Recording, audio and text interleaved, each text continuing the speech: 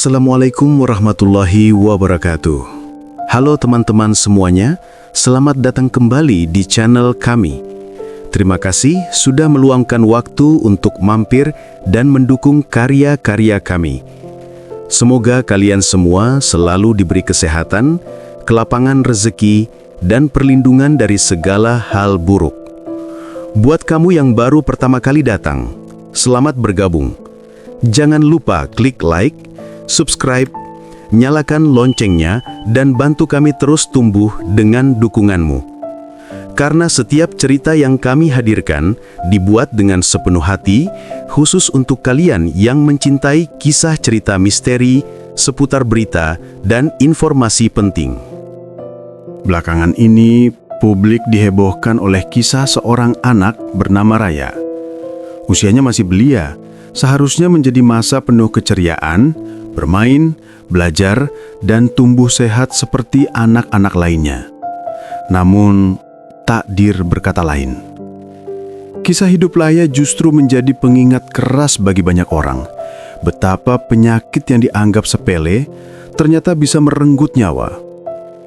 Awalnya, tidak ada yang aneh pada diri Raya. Ia anak yang ceria, senang bermain di halaman rumah, dan penuh semangat. Namun dalam beberapa bulan terakhir, orang tuanya mulai menyadari adanya perubahan. Raya terlihat lebih sering lesu, mudah lelah meski hanya bermain sebentar. Ia juga mulai sering menolak makan, bahkan makanan kesukaannya pun tidak lagi menggugah selera. Orang tua Raya mengira hal itu wajar. Mungkin anaknya hanya bosan dengan makanan yang itu-itu saja, atau sekadar kelelahan karena aktivitas sekolah dan bermain. Namun kondisi itu tidak kunjung membaik. Berat badan Raya semakin menurun drastis, membuat tubuhnya tampak kurus dan wajahnya pucat. Setiap malam, Raya sering mengeluh sakit perut. Kadang ia terbangun di tengah malam karena perutnya terasa melilit. Orang tuanya berpikir itu hanya masuk angin atau gangguan pencernaan biasa. Beberapa kali mereka mencoba memberi obat warung untuk meredakan sakit perutnya. Namun, bukannya membaik, kondisi Raya semakin hari semakin parah. Akhirnya, mereka memutuskan membawa Raya ke rumah sakit. Di sanalah, dokter melakukan pemeriksaan lebih lanjut. Hasil pemeriksaan mengejutkan. Raya mengalami cacingan parah. Cacing dalam tubuhnya telah berkembang biak dan menyerap hampir semua nutrisi yang masuk, membuat tubuhnya kekurangan gizi berat. Bagi sebagian orang, cacingan sering dianggap penyakit ringan. Banyak yang mengira cukup dengan obat cacing, semuanya selesai. Namun pada kasus Raya, infeksinya sudah terlalu parah. Tubuh kecilnya tidak lagi mampu melawan. Kondisi gizi yang buruk membuat daya tahan tubuhnya menurun drastis. Raya semakin pucat, semakin kurus, dan tak lagi memiliki tenaga untuk bermain seperti dulu. Meski dokter berusaha memberikan pengobatan intensif, semua sudah terlambat. Kondisinya terus menurun dari hari ke hari. Hingga akhirnya, kabar duka itu datang. Raya meninggal dunia akibat komplikasi dari cacingan. Berita ini sontak mengejutkan banyak orang. Bagaimana mungkin cacingan, penyakit yang sering dianggap sepele, bisa sampai merenggut nyawa seorang anak? Publik ramai membicarakan kasus ini. Banyak yang merasa takut sekaligus prihatin. Kisah Raya menjadi pelajaran berharga bagi semua orang tua. Cacingan bukan penyakit ringan. Infeksi cacing dapat menyebabkan berbagai masalah serius, mulai dari kekurangan gizi, anemia, keterlambatan tumbuh kembang, hingga kematian. Apalagi pada anak-anak, tubuh mereka masih rentan, sehingga dampaknya bisa jauh lebih fatal. Raya adalah contoh nyata betapa pentingnya menjaga kebersihan makanan, lingkungan, dan kebiasaan sehari-hari. Banyak anak mengalami cacingan karena kurang menjaga kebersihan tangan, sering jajan sembarangan, atau bermain di tanah tanpa alas kaki. Hal-hal kecil yang sering dianggap remeh justru bisa membuka jalan bagi penyakit berbahaya. Selain itu, kisah Raya juga mengingatkan tentang pentingnya pemeriksaan kesehatan secara rutin. Orang tua sering menyepelekan gejala awal seperti lesu, nafsu makan menurun, atau berat badan turun. Padahal, gejala kecil itu bisa jadi tanda adanya penyakit serius. Jika sejak awal Raya diperiksa lebih mendalam, mungkin kondisinya bisa ditangani lebih cepat, dan nyawanya masih bisa diselamatkan. Kini, nama Raya banyak diperbincangkan. Kisahnya bukan sekadar kisah duka, melainkan juga peringatan keras bagi masyarakat. Jangan pernah meremehkan penyakit cacingan. Jangan anggap remeh kesehatan anak-anak. Dan jangan menunda pemeriksaan medis ketika gejala aneh mulai muncul. Selain kondisi kesehatannya yang semakin memburuk akibat cacingan parah, ternyata ada sisi lain dari kisah Raya yang membuat publik semakin pilu. Raya ternyata tidak memiliki akta kelahiran. Bagi sebagian orang, dokumen seperti akta kelahiran mungkin dianggap formalitas belaka.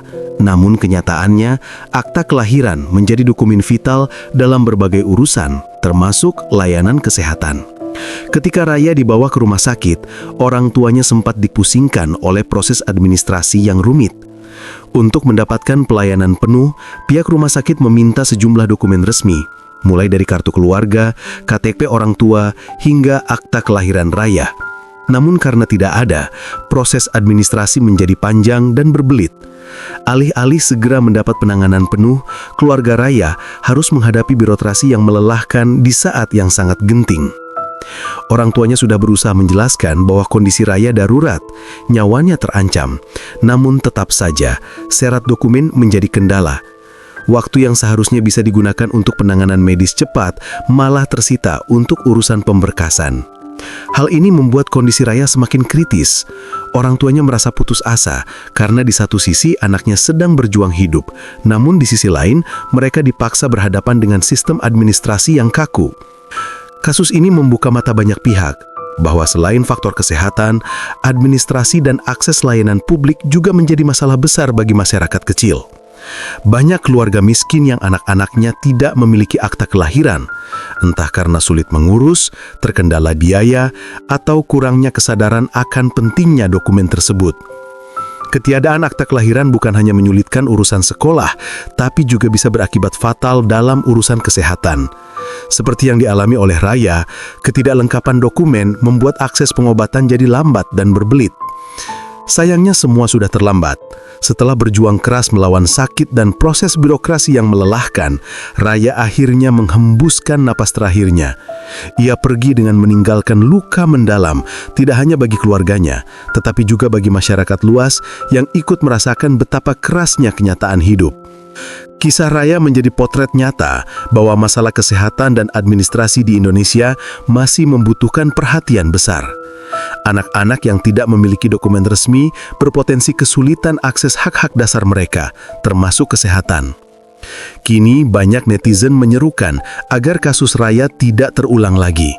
Pemerintah diharapkan lebih mempermudah proses pembuatan akta kelahiran, terutama bagi masyarakat kurang mampu. Begitu pula rumah sakit diharapkan memiliki kebijakan khusus dalam penanganan darurat agar nyawa pasien tetap menjadi prioritas utama dibanding sekedar berkas. Raya memang sudah tiada, tetapi kisahnya seharusnya tidak berakhir sia-sia. Ia telah menjadi simbol bahwa penyakit sepele bisa jadi mematikan dan dokumen kecil bisa jadi penentu besar antara hidup dan mati. Perjalanan menuju rumah kecil tempat Raya tinggal bukanlah hal yang mudah. Letaknya jauh dari pusat desa, melewati jalan yang terjal, penuh bebatuan dan berlubang. Kendaraan sering kesulitan melintas, apalagi ketika hujan turun, jalan berubah menjadi licin dan membahayakan. Setibanya di rumah Raya, siapapun akan segera merasakan betapa berat kehidupan keluarganya. Rumah itu berdiri sederhana seperti rumah panggung tua, terbuat dari kayu yang sudah mulai rapuh. Dari luar tampak kusam, dari dalam tidak kalah menyedihkan. Lantainya berdebu, dindingnya dipenuhi celah, dan kebersihannya jauh dari kata layak. Kondisi ini jelas tidak mendukung kesehatan seorang anak. Namun disitulah Raya tumbuh besar. Sehari-hari ia lebih banyak bermain di sekitar rumah, tepatnya di bawah rumah panggung yang kotor. Area itu sering becek, dipenuhi lumpur, dan tidak jarang terlihat genangan air.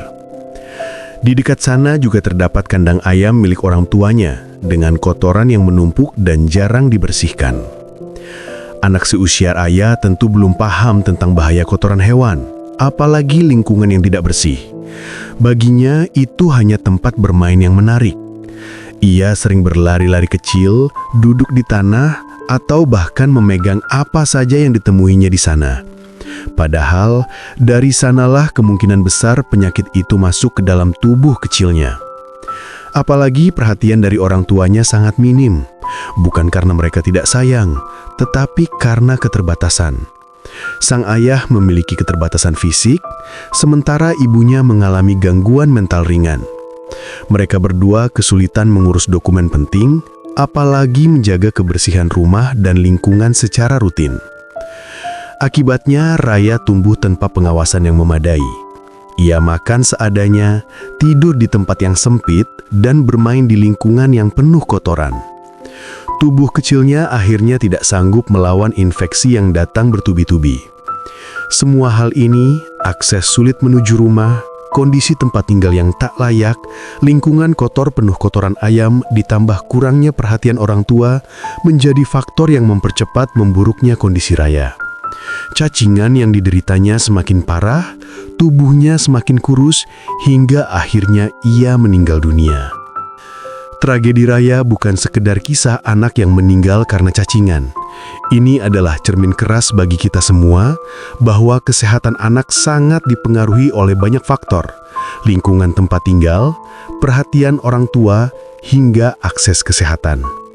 Semoga tidak ada lagi anak lain yang harus bernasib sama seperti Raya. Raya sudah pergi, meninggalkan duka mendalam bagi keluarganya. Namun, kepergiannya juga membuka mata banyak orang tentang bahaya penyakit yang selama ini dianggap kecil. Semoga kisahnya bisa menyelamatkan banyak anak lain dari nasib serupa. Pesan untuk para orang tua, jaga kebersihan makanan. Pastikan anak rutin minum obat cacing sesuai anjuran. Ajarkan anak mencuci tangan sebelum makan, dan jangan biarkan mereka jajan sembarangan. Karena kesehatan adalah harta yang paling berharga, dan pencegahan selalu lebih baik daripada penyesalan. Kisah tragis Raya akan selalu menjadi pengingat. Kadang hal yang kita anggap kecil bisa menjadi sangat besar, bahkan merenggut nyawa. Kisah tragis Raya telah membuka mata kita semua.